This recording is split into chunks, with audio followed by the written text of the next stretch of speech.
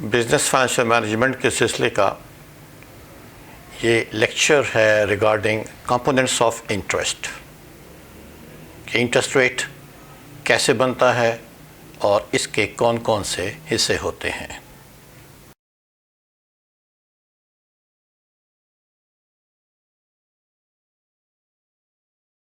Interest basically पैसे का किराया है। जैसे हम मकान किसी को किराए पे देते हैं, उसी तरह जब हम किसी को पैसा देते हैं तो हम उसका किराया वसूल करना चाहते हैं। लेकिन कैश की और फंड्स की ये सिफ्त है कि ये आम प्रॉपर्टी से थोड़ा सा मुख्तलिफ है। इस कैश की अपनी परचेजिंग पावर होती है, ये कुव्वत ख़रीद रखता है और वक्त के साथ साथ इसकी वैल्यू बदलती रहती है। आमतौर पर दूसरे एसेट्स अपने आप को खुद ग्रो नहीं कर सकते, लेकिन कैश अगर प्रॉपर्ली इन्वेस्ट किया जाए तो ये इंक्रीज़ भी हो जाता है। इसके अलावा कैश जब आप वापस वसूल करते हैं तो उसमें एक अनसर्टेनिटी का एलिमेंट भी होता है। क्या वो कैश जो आपने किसी को लोन पे दिया है वो आपको वक्त पर वापस मिल जाएगा, या उसके वक्त पे वापस मिलने के इम्कानात कम हैं, या कोई ख़तरात हैं या रिस्क है जिनकी वजह से वो नहीं मिल सकेगा। हमें इन तमाम एलिमेंट्स को कंसिडर करना है और फिर देखना है कि इंटरेस्ट रेट क्या होता है। जो बेसिक किराया दिया जाता है कैश का, उसे कहते हैं रियल रेट ऑफ इंटरेस्ट, और इसको मैथमेटिकली के स्टार से शो करते हैं।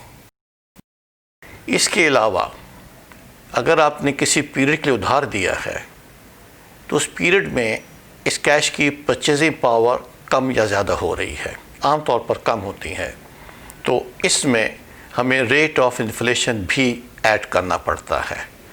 तो जब हम किराए पे कैश देते हैं तो हम उससे किराया भी वसूल करना चाहेंगे और इसकी लॉस ऑफ परचेजिंग पावर भी वसूल करना चाहेंगे।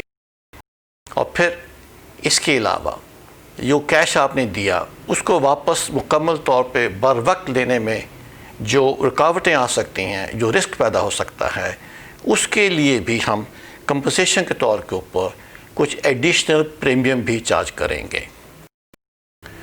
तो इंटरेस्ट रेट जो है ये इन सब का मजमुआ बनता है, यानी real rate plus inflation premium और उसके बाद रिस्क प्रीमियम। रियल रेट और इन्फ्लेशन प्रीमियम को हम कहते हैं रिस्क फ्री रेट, और जब इसमें रिस्क भी ऐड कर देते हैं तो फिर ये टोटल रेट ऑफ इंटरेस्ट बन जाता है। रिस्क का प्रीमियम 3 किस्म का हो सकता है, या 3 किस्म के रिस्क इन्वॉल्व होते हैं। Number 1 default risk, liquidity risk और मैच्योरिटी रिस्क। डिफ़ॉल्ट रिस्क वो रिस्क है जिसमें ये चांस हो कि जिसको आपने पैसा उधार पे दिया है वो अपना प्रॉमिस कमिट ना कर सके और आपको वो पैसा बर वक्त ना मिल सके या मुकम्मल तौर पर मिल ही ना सके। फैक्टर्स हैं जो डिफ़ॉल्ट क्रिएट कर सकते हैं। उसमें वजूहात में से ये भी हो सकता है कि सोसाइटी में लोगों का कंजम्पशन का पैटर्न बदल गया है आपके प्रोडक्ट का, या जिसने लोन लिया है उस कंपनी के प्रोडक्ट का, और उसकी आमदनी में कमी हो गई है और वो आपकी पेमेंट नहीं कर सकते, या गवर्नमेंट ने लॉ ऐसा बना दिया है कि जो उस कंपनी को एडवर्सली इफ़ेक्ट कर रहा है और उसकी प्रोडक्शन कम हो रही है या उनका कंटिन्यू रहना मुश्किल हो जाता है, या मार्केट में एक ऐसा सब्स्टिट्यूट आ गया है जो उनका सब्स्टिट्यूट का मुतबादिल है और उनकी सेल में कमी आ गई है, या उसी कंपनी में जिसको आपने लोन दिया हुआ है या जिसने सिक्योरिटी हासिल की हुई है उसके नए कंपटीटर्स पैदा हो गए हैं और वो अब उस फाइनेंशियल कंडीशन में नहीं है जिसमें वो पहले था। ये भी हो सकता है कि कंपनी की खुद इनएफिशिएंसी की वजूहात से और वजूहात से इनकी प्रोडक्ट की क्वालिटी कम हो गई है और उसकी प्राइस कम हो गई है या उसकी सेल कम हो गई है, कंपनी में अपनी मिसमैनेजमेंट हो गई है, या कुदरती आफात आ गए हैं जैसे ज़लज़ला, सैलाब या एपिडेमिक्स फैली हुई हैं, तूफ़ान आ गए हैं जिसकी वजह से नुकसान हुआ है, कंपनी का नुकसान हुआ है या कंजम्पशन का नुकसान हो गया है, लोग अब कंज्यूम नहीं कर रहे आपके प्रोडक्ट्स। और कुछ ये भी हो सकता है जो रेयर होता है कि जिसने लोन लिया है वो डिसऑनेस्टी की वजह से आपके पैसे वापस ना कर सके, और कोई और भी वजह हो सकती है। ये चंद वजूहात हैं, इसके अलावा और बहुत सी वजूहात हो सकती हैं जिनमें ख़दशा होता है कि आपकी रकम जो उधार पे ली गई है वो वापस नहीं मिल सकेगी। एक लिक्विडिटी रिस्क भी है। इसका मतलब ये है कि वो सिक्योरिटी जो आपने हासिल की हुई है और आप इसके एवज़ आज कैश चाहते हैं क्योंकि आपको कैश की ज़रूरत है मार्केट में, आप उस सिक्योरिटी को फाइनेंशियल मार्केट में लेके जाते हैं और उसे कोई आपसे ख़रीदने के लिए तैयार ही नहीं, या आपको उसका कस्टमर बड़ी मुश्किल से मिलता है। उसके बरक्स ऐसी सिक्योरिटी भी हो सकती है जिसको फ़ौरन लोग लेना पसंद करेंगे और आप जिस वक्त चाहेंगे उसको उसी वक्त बेच सकेंगे। वो सिक्योरिटीज़ जिनको आप फ़ौरन कैश में कन्वर्ट नहीं कर सकते, उन्हें आप कहेंगे कि इनकी लिक्विडिटी कमज़ोर है, और इस लिक्विडिटी के कमज़ोर होने के एवज़ आप कुछ एडिशनल परसेंटेज चार्ज करेंगे और इंक्लूड करेंगे in the rate of interest. Maturity risk वो रिस्क है कि अगर आपकी सिक्योरिटी की लाइफ बहुत लंबी है, 30 साल से ज़्यादा अरसे की भी सिक्योरिटीज़ होती हैं, इस 30 साल में फाइनेंशियल मार्केट में क्या गुजरेगी, कितने हालात चेंज हो जाएंगे, रेट ऑफ इंटरेस्ट कितना बदल जाएगा और कंडीशंस कितनी बदल जाएंगी, इनकी प्रेडिक्शन करना बहुत मुश्किल होती है। उसके बरक्स अगर सिक्योरिटी की लाइफ छोटी है तो आसानी से अंदाज़ा लगाया जा सकता है कि जो मौजूदा कंडीशंस हैं तकरीबन वही बरकरार रहेंगी। तो इसलिए जब लॉन्ग लाइफ होती है, मैच्योरिटी के लिए लंबा वक्त होता है, तो फिर और एडिशनल प्रीमियम चार्ज किया जाता है जो इंटरेस्ट रेट में इंक्लूड कर दिया जाता है।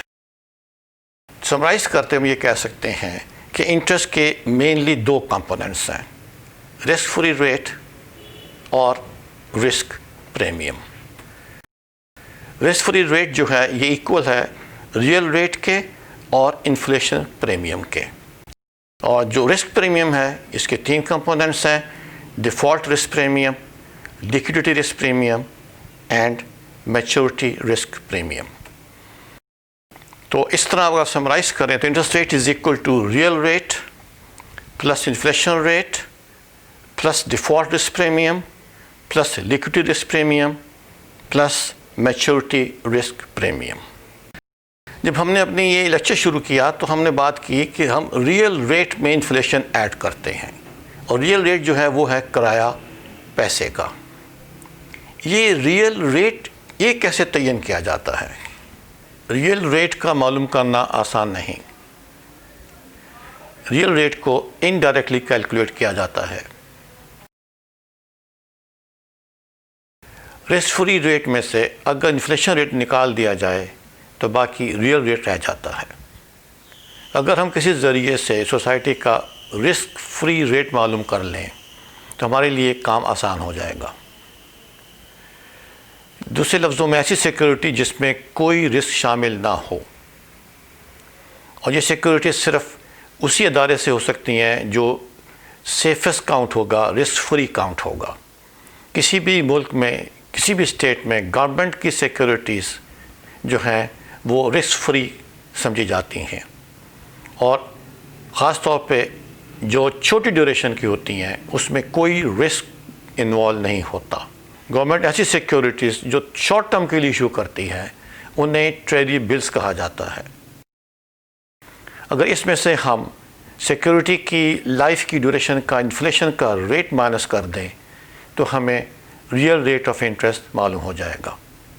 तो दूसरे लफ्ज़ों में real rate of interest is equal to risk free rate minus inflation rate. जब हमने अपनी ये लेक्चर शुरू किया तो हमने बात की कि हम रियल रेट में इन्फ्लेशन ऐड करते हैं, और रियल रेट जो है वो है किराया पैसे का। ये रियल रेट ये कैसे तयन किया जाता है? इसकी दो वजूहात हो सकती हैं। नंबर एक तो ये हो सकती है कि जो बड़ी कंपनीज़ हैं वो किस रेट पे उधार उठाने को तैयार हो जाएंगी, और दूसरी वजह ये हो सकती है कि जो आवाम हैं उनकी फाइनेंशियल कंडीशन या उनकी हैबिट्स कैसी हैं। जब कंपनीज बोरो करते हैं तो उन्हें ये देखना पड़ता है कि जो रेट ऑफ इंटरेस्ट दे रहे हैं क्या वो उस रेट ऑफ इंटरेस्ट से उन एसेट्स को यूज़ करके कमा सकेंगे या उससे ज़्यादा कमा सकेंगे जो उन्होंने बोरो करके क्रिएट किए हैं। अगर रेट ऑफ इंटरेस्ट ज़्यादा है और उनकी अर्निंग्स उन एसेट्स से जो क्रिएट किए हैं आउट ऑफ लोन कम है तो लोन नहीं लेंगे, लिहाजा वो उसी रेट पे लोन लेना पसंद करेंगे जिससे ज़्यादा वो उन एसेट्स को यूज़ करके कमा सकते हैं। एक तो ये वजह होती है कि real rate of interest market में इन वजूहात की वजह से सेट होता है। दूसरा पॉइंट ये है कि इकॉनमी में जो लोग हैं, सोसाइटी में जो लोग हैं, उनकी फाइनेंशियल हालत कैसी है या उनकी बिहेवियर कैसा है। अगर वो पसंद करते हैं कि जो कुछ कमाया आज खर्च कर डालें और मुस्तकबिल के लिए सेव ना करें, तो इस वक्त फंड्स अवेलेबल मार्केट में नहीं होंगे। उनकी इस थिंकिंग की वजह यह भी हो सकती है कि उनकी कमाई इतनी होती है कि वो सिर्फ अपने सब्सिस्टेंस को मेंटेन कर सकते हैं और उनकी बचत होती ही नहीं। उसके बरक्स अगर बचत होती है और सोसाइटी के लोग बिलीव करते हैं कि वो उस रकम को इन्वेस्ट करेंगे अपने फ्यूचर के लिए इस्तेमाल करने के लिए या बुढ़ापे की एज के लिए इस्तेमाल करने के लिए, तो फिर आज इंटरेस्ट के लिए पैसा अवेलेबल होगा, सप्लाई ज़्यादा होगी और रेट ऑफ इंटरेस्ट कम हो जाएगा। अगर देखते हैं एक एक्सरसाइज कि जिसमें हमें डिफरेंट कंपोनेंट्स ऑफ इंटरेस्ट दिए हुए हैं और हमें ये मालूम करना है कि उस सिक्योरिटी का रेट ऑफ इंटरेस्ट क्या होगा। इसमें हमें मालूम है कि रिस्क फ्री रेट 4% है, इन्फ्लेशन 1.3% है, डिफ़ॉल्ट रिस्क 0.2, लिक्विडिटी रिस्क 0.3 और मैच्योरिटी रिस्क प्रीमियम 0.05। तो इसका रिक्वायर्ड रेट ऑफ रिटर्न कैसे कैलकुलेट होगा? आसान सी बात है, इन सब का मजमुआ अगर मालूम कर लें तो वही रेट ऑफ इंटरेस्ट होगा। रिस्क फ्री रेट 4% है और जो रिस्क प्रीमियम है उसके 3 कंपोनेंट्स हैं, एक का 0.2, 0.3, 0.05, इन्हें टोटल कर लीजिए तो ये बन जाते हैं 0.55।